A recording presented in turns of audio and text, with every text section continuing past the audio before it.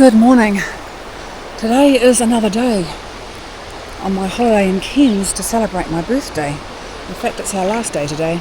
This morning was a bit of a slow start because travelling can be tiring sometimes. Baby, slipping on a swimsuit is overrated. We don't need a beach to get a half naked. Life's too short. Let's not waste it, 'cause paradise is... So what a great way to start the day. And another cold dip. It's not really that cold though, to be fair.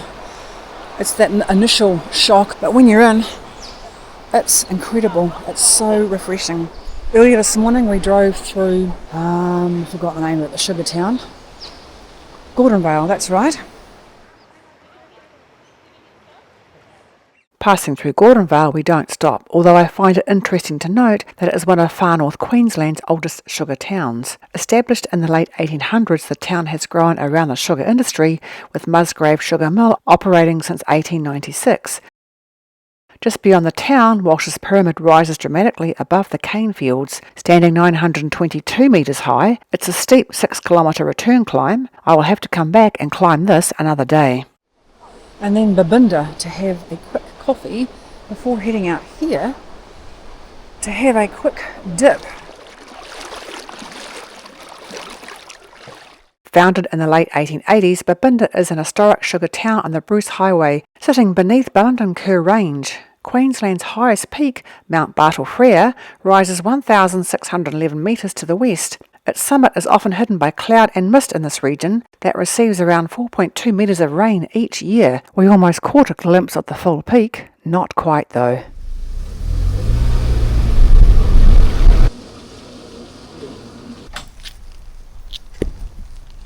Boulders Park, Babinda Boulders. This part of Babinda Creek has been a local attraction for many years. The track was cut in 1918 to facilitate access, and the land remained largely undeveloped until the 1960s. The place is known as Babinda, which means water passing over your shoulder, symbolising the water of the creek rolling over the rocks and the boulders of Babinda Creek. In 1942, April 1942, a B-25 US AAF bomber crashed on Mt Cooroora. I meant Cooroora. Japan's first attack on New Guinea was made in January 1942. There's a little piece down here, which was Glenwood's last letter from Australia to his wife, Anne. Dear Anne, I haven't much left of what I started from home with just your pictures. Haven't been in one place over a couple of weeks since the war began. It won't be long until we're together again. That says the next letter she got was to tell her Captain Stevenson had died. Captain Glenwood Stevenson was the co-pilot of the B-25 Mitchell bomber that crashed here April 1942.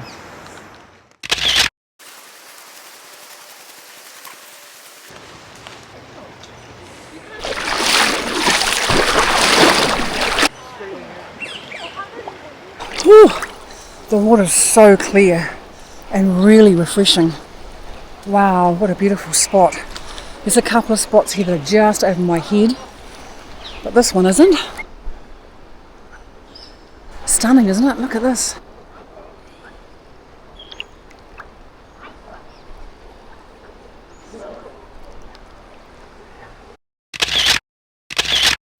Beautiful.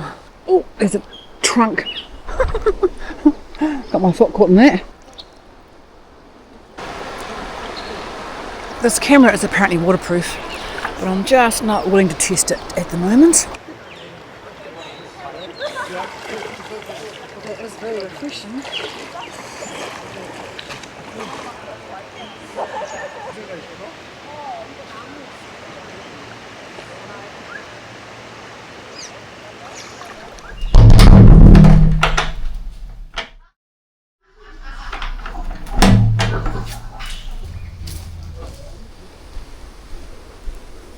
Oh wow, 21 people have died in this area. Death at the Devil's Pool, and the shoot since 1965.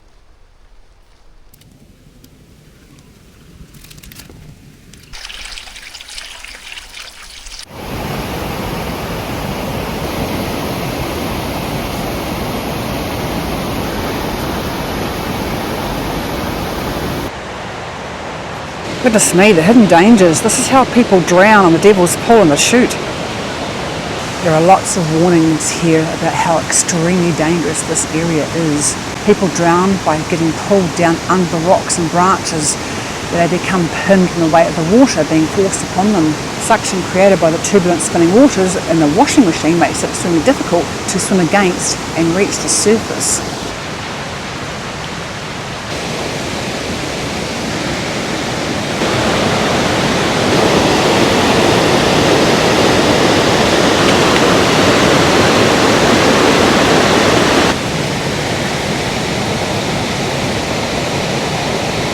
I love the way the rocks have formed as the water has worn its way over time.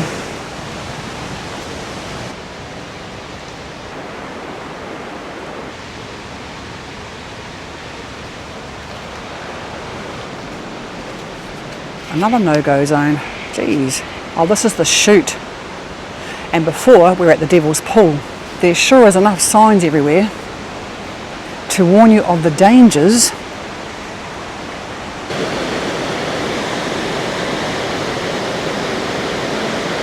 Nature can be absolutely stunning sometimes, don't you think?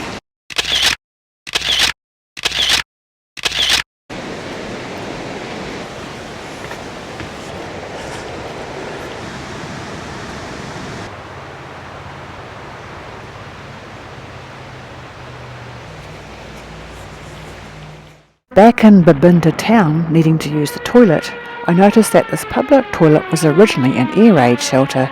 Built in 1942, the air raid shelter was built to a standard design with 300mm thick reinforced walls, providing seating for 50 people.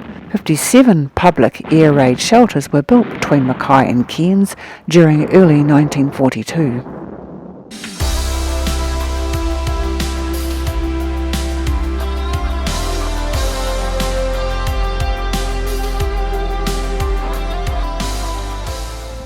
These lush plantations are part of one of Australia's most productive tropical growing regions. Bananas and papayas dominate the landscape, while sugarcane, mangoes, lychees, avocados and other exotic fruits thrive here in the warm, wet climate.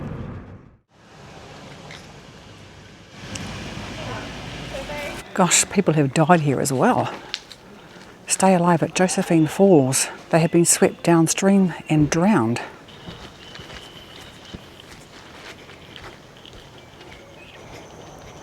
You can hear the water in the distance.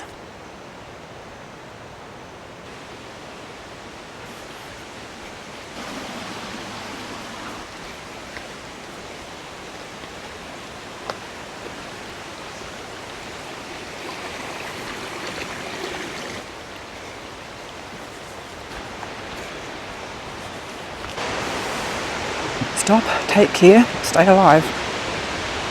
Creek view. Oh yeah.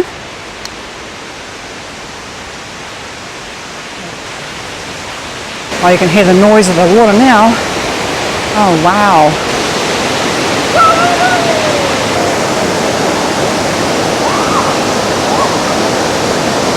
Wouldn't that hurt your butt? And no, I'm not going for a swim this time. Look at this.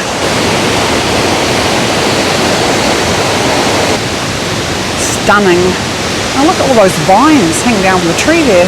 The long vines hanging from the rainforest trees are lianas. Rather than growing as sturdy trees themselves, they climb and rely on larger trees for support. Here's another danger sign. Cool rocks though. Power and water. You can't see it, but as you gaze in the tumbling waters of Josephine Creek, you are watching erosion in action.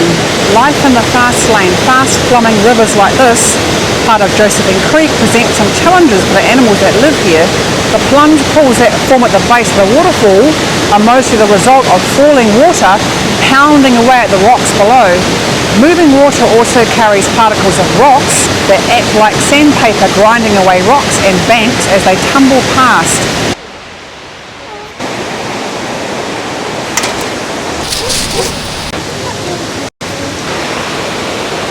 Pretty, eh?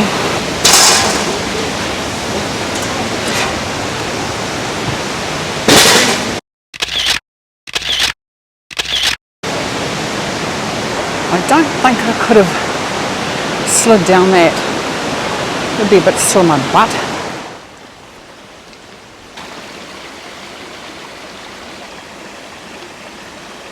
There's been a few things we've seen on this trip that has motivated me to come back again and film something again another day. Herberton was such a really cool looking pioneer historic town, which I'm really keen on checking out next time. There's also some local walks around there that might be on the agenda as well.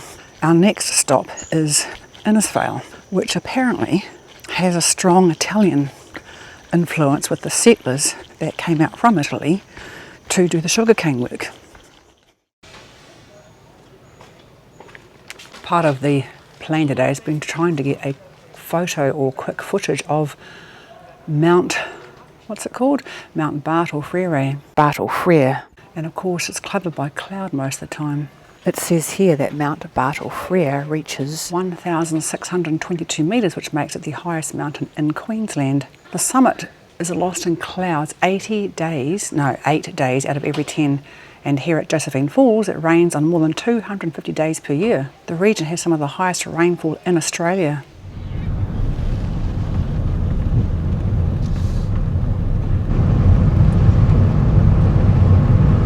That's red papaya. I've just had some lunch in Innisfail, and Innisfail was home to the Mamu people before the Europeans arrived. European interest began after the wreck of the rig Maria in 1872, and later the explorations of the Johnston River by explorer George Elphinstone Dalrymple. Was that where the name comes from for the Mackay port? Dalrymple.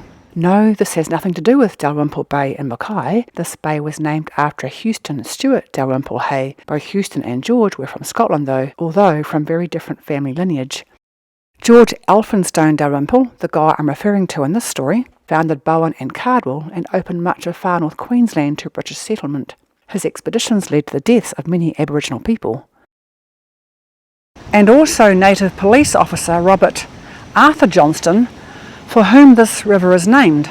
Oh, I better not get too close to the edge because there's nothing to stop me from falling backwards over the edge there. Johnstone led the native police, a force that violently displaced Aboriginal people to make way for European settlement. Many early explorers contributed to the displacement of Aboriginal communities as the region was developed.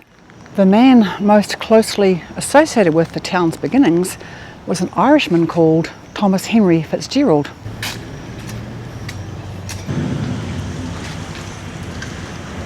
That's a nice looking boat. Back to Thomas Henry Fitzgerald.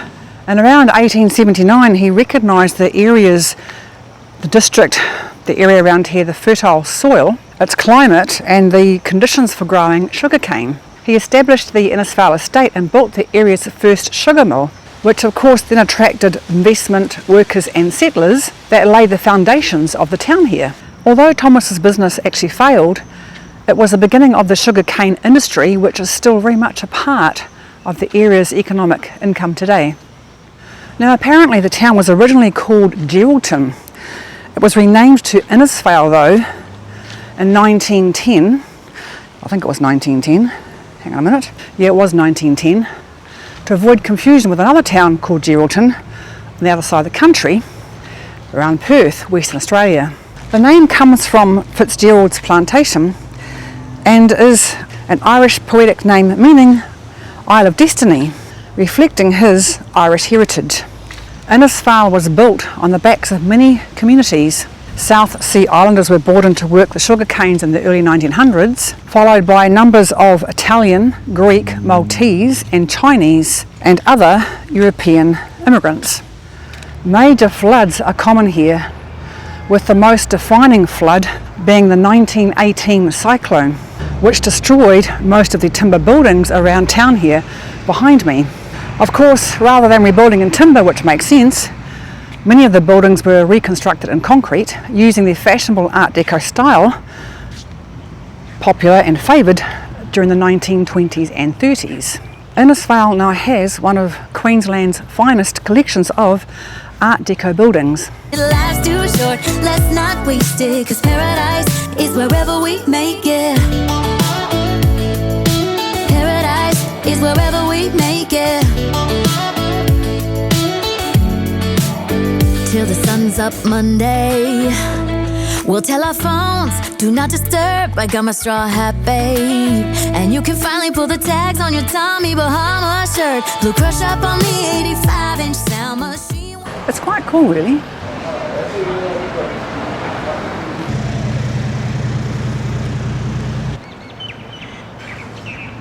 That's quite an impressive courthouse. But there's some information here that talks about the riots in 1935. The worst strike in the history of the local sugar industry began in 1935 after a fatal outbreak of the Wheels disease. Cane cutters insisted that rat-infested fields be burned before cutting. The growers and the mill owners opposed that because it lowered the sugar content of the cane. Workers also wanted more pay for cutting burnt cane. And just a wee reminder that we are in crocodile country.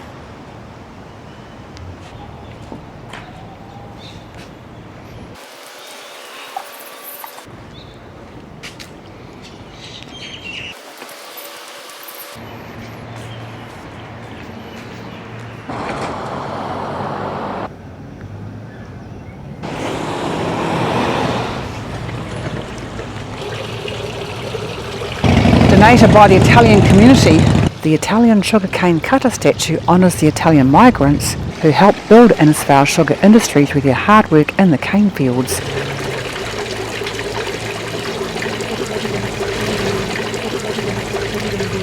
And that's the end of my time in Cairns and having a look around the surrounding areas.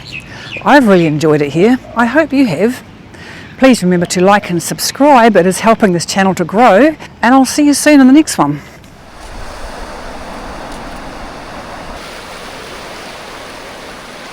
We ended the day at Etty Bay, a peaceful tropical beach where the wet tropics rainforest meets the coral sea. Just south of Innisfail, it is one of Australia's best places to see the endangered southern cassowary in the wild, especially in the early morning and late afternoon. Although there are plenty of signs everywhere showing that visitors should always keep a safe distance and never feed the birds.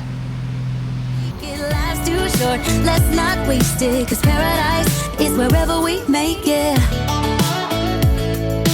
Paradise is wherever